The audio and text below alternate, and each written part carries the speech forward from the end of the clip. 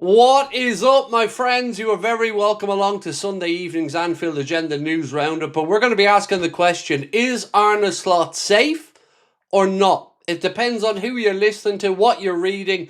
We'll let you make up your own mind. I'm going to give you an opinion from James Pearce. I'm going to give you an opinion from others. We're going to talk about Alessandro Bastoni and his potential move to Liverpool, where Xabi Alonso's future may lay, if not with the Reds, and lots more over the next few minutes. I will be back here tonight for the late night agenda, somewhere between 8:30 and 8:45, so I hope you can come along and join us for it. But until then, let's get stuck into the stories. I want to start off with the James Pearce piece that starts off by saying, Liverpool have won just 5 of their last 17 league matches, collecting 21 points out of a possible 51, averaging 1.24 points per game. When Roy Hodgson was sacked as manager in January 2011, he had 25 points from 20 games, averaging 1.25 points per game. So a tiny bit more than Arne when he was sacked. But James goes on to say that context is very important. Hodgson had no credit in the bank. Most fans never wanted him to replace Rafa Benitez in the first place. And what little support he did have ebbed away inside 6 months due to the dour brand of football as much as the results. Liverpool were 12th in the table when owners FSG decided to relieve him of their duties. He goes on to say the situation with Slot is very different. A title-winning manager who had to deal with both tragedy and major changes to the playing squad last summer. There's a big part of that James neglects to mention, though. Everything he said there is, of course, correct, but Roy Hodgson wasn't backed with £450 million. Roy Hodgson didn't have the British transfer record broken twice for him and still got sacked. So let's not try to make out here again, James, that the fans are behind Arne. They're not. The booing at Anfield yesterday should have told you that. Every message board, fan forum and Twitter should tell you that. He goes on to say, with Liverpool sitting 4th in the Premier League, well placed to qualify for the knockout stages of the Champions League and still in the FA Cup, something significant can still be secured from this troublesome season. It's not a lost cause. Look, respectfully, James, it isn't a lost cause. Something could be salvaged, but could is the important word here. Is it looking likely that Liverpool will salvage anything or win the Champions League? No. And fans don't care about just scraping in to qualify for the Champions League. Fans expected a better defence of the league title. Fans expected to be competing right across every competition. This just isn't good enough. And this is the type of stuff from James Pearce and others that really drives me nuts. He said Alonso was a close bond with Liverpool dating back to his playing days on Merseyside and would have been a strong candidate to succeed Jurgen Klopp in 2024 if he hadn't vowed to stay with Bayer Leverkusen for another year. And he went on to say the Slot emerged as an emphatic first choice for FSG CEO Director of Football. No problem with any of that. This part here, though, he says, it's unclear whether or where Alonso will look to embark on a new challenge, but with every damaging setback Liverpool endure, the noise is bound to be cranked up. Slot can only silence it by finding solutions to the problems facing him. Champions League qualification is the minimum requirement, and that's far from certain at this stage. So he starts off talking about the support for the manager and why FSG are still there, and then basically goes on to say what we're all seeing, which that it isn't good enough, that we might scrape into the Champions League, and that a better answer is available there. Now that's my part, the last part, with Alonso being the better answer. But come on. Stop this, James. You know he should be sacked. Everybody knows he should be sacked. Every bit of data, everything that's spoken about suggests that he should be sacked. And I'm going to give you a little bit more on that in a while.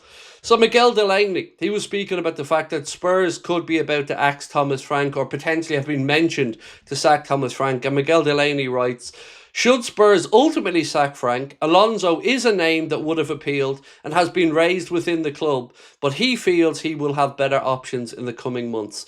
I wonder who those better options might be. Let you think on that one for a minute. So Sam Maguire of Anfield Watch writes, instead of looking to fix things tactically, Arne Slot went for the easier option of just flooding the midfield, making it more difficult for the opposition. We stopped giving up as many chances, but our attacking numbers fell off a cliff. There's no balance to this team for a while. There are no clear attacking patterns of play, and there's no clear Liverpool goal. We've just been relying on moments of individual quality, and I've said that to you guys for so long now. He continues to write, removed the penalty yesterday and out XG from 31 shots, or our XG from 31 shots was 2.38 or 0.07 XG per shot. We didn't really create big chances against one of the worst teams in the Premier League. That's the facts. That's what we're seeing. And the pandering to FSG and everybody else and the pandering to narratives, James Pearce and everybody else that's writing in any way trying to say that FSG is still backing this manager should grow a pair and say whether or not they are backing the manager should be irrelevant because the fans don't want him and the fans ultimately are going to make that known. Yesterday he was booed at the end of the game, and what did Slot say? I didn't think booing, it was frustration. Come on, it's getting ridiculous at this point. Let's go on. Xhaka, another centre-back Liverpool have been linked with. Well, we can rule him off the list because our competitors are going out and signing centre-backs left, right and centre. But Liverpool, we're still standing there with a todger in our hands with no market opportunities available. Mark Gay going to Manchester City. Xhaka going to Chelsea. Chelsea have agreed personal terms with Jeremy Xhaka, the clear main targeted centre-back, writes Romano. Contract ready, keen for the player to commit, and talks ongoing with Ron over a club fee for about €65 million, and Chelsea currently bid a bit lower, and a mission to France has already taken place. There is a report coming out somewhere in Spain that says beginning of agreement with Alonso in Liverpool. The Spanish manager and the English club were very close to joining paths, only pending some small details to wrap up. They say the announcement could come 24 to 72 hours. Now, I'm very sceptical on that for what it's worth. But a piece here from Andy Hunter, formerly of the Echo, now of the Guardian, and he writes, Anfield's emotional verdict to another dispiriting result arrived in the form of boos. Wisely, Arne Slot chose not to dispute it. He literally said he thought it was frustration. But anyway, we move. He goes on to say, the Liverpool head coach got almost everything he wished for against Burnley, more creativity and more chances in particular, but the failure to kill off a relegation-threatened opponent who scored from their only shot on target brought familiar torment. Liverpool had 32 attempts on Martin Dubravka's goal, including one from the penalty spot, with 11 on target. 2 were cleared off the line by the Burnley defender, and goes on to say that Slot had asked for dominant ball possession to yield more opportunities, and there was a response of sorts. Only Florian Wirtz converted, however, and the champions were held to a 4th successive Premier League draw when Marcus Edwards rewarded Burnley's improved second half showing with a fine equaliser. More missed chances from Liverpool were waved away before a condemnation greeted the final whistle. Now, our captain Virgil van Dijk said he doesn't like his fans booing him. Well, Virgil, you're going to have to start listening to the fans, mate, because for all the words and empty words that come out of the dressing room and the manager, the fans know what we're seeing and know it isn't good enough. So we love Virgil to bits, of course we do. But let's not be messing about here. The fans aren't the problem. The manager and the playing style and the results are the problem. And that is not something the fans can fix. Now, for a bit of potential good news to end, this here from Team Talk said, Liverpool have turned their attention to Inter Milan and Italian defender Alessandro Bastoni after missing out on Crystal Palace's Mark Gay, who's set to join Manchester City. Given he's left-footed and plays naturally as a left-sided centre-back, he is seen as the long-term successor to Virgil van Dijk. Now, I want this to be true. I so want this to be true, but let's wait and see what happens. Now, I'm waiting to try and get some more information on a couple of things around Alonso that have been doing the rounds that I don't want to bring to you yet until I get some confirmation or denial on them. So I hope to have that by the time we come back tonight for the late night agenda. Last night, we had a very long stream again, and I appreciate everyone that joined us for it. It gave everyone a chance to get their views off their chest. Right now, again, I think we as fans need to be vocal.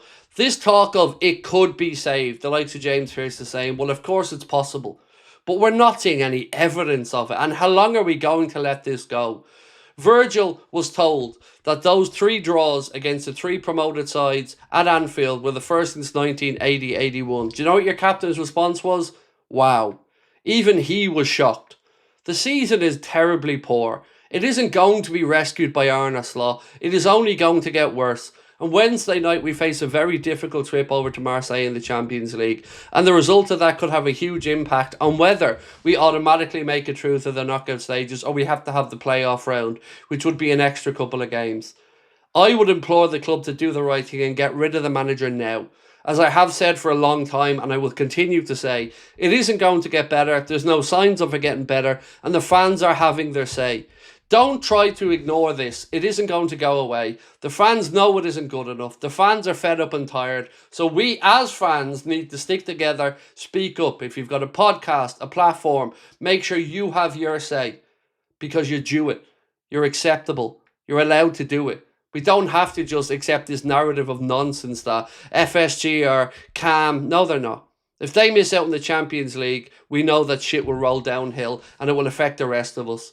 So let's act now while the season can still be saved and not work off potential hypothetical scenarios where it might end up with something. That's where I'm at, ladies and gentlemen. But as always, I look forward to your comments. I'll see you tonight. Much love.